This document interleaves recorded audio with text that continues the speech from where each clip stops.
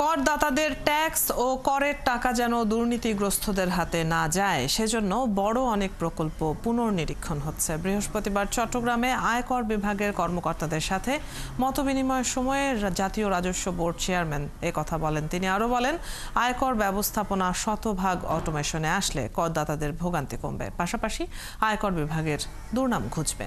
প্রণবেশ চক্রবর্তীর প্রতিবেদন।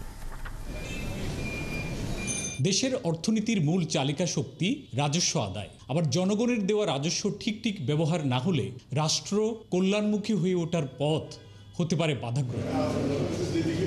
বৃহস্পতিবার ট্যাক্সেস ক্লাব চট্টগ্রামের সম্মেলন কক্ষে চট্টগ্রামের আয়কর বিভাগের কর্মকর্তাদের সাথে মত বিনিময় সভায় দেশের জনগণ থেকে রাজস্ব আদায়ের পাশাপাশি তার ঠিকঠাক ব্যবহারের প্রয়োজনীয় বার্তা দেন এনবিআর চেয়ারম্যান। অথবা আপনি একজন করাপ্ট লোকের পকেটে দিলেন, দেশের ক্ষতি হল।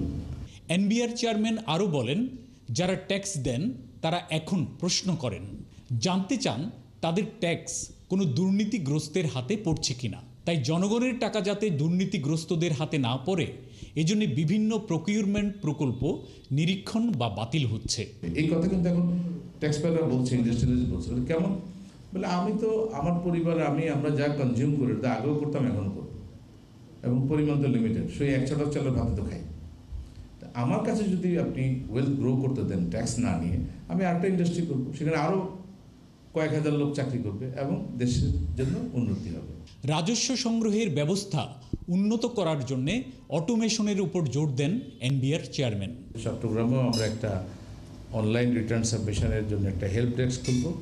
আর আমি পার্সোনালি বিশ্বাস করি অনলাইনে ট্যাক্স রিটার্ন দেওয়াটা অত্যন্ত সহজ, এবং অনলাইনে ট্যাক্স রিটার্ন দিলে আপনি সঙ্গে সঙ্গে অ্যাকনোলেজমেন্ট লেটার পেয়ে যান। আপনার টিআইএন সার্টিফিকেট যে ফর্মে আপনি চান আপনি নিজেই নিয়ে নিতে পারেন। সভায় জানানো হয়, আগে আয়করদাতাদের প্রতি নানা ক্ষেত্রে যে বৈষম্য হয়েছে এখন থেকে নজরদারি করবে রাজস্ব বোর্ড। প্রণবেশ চক্রবর্তী, ৭১, চট্টগ্রাম।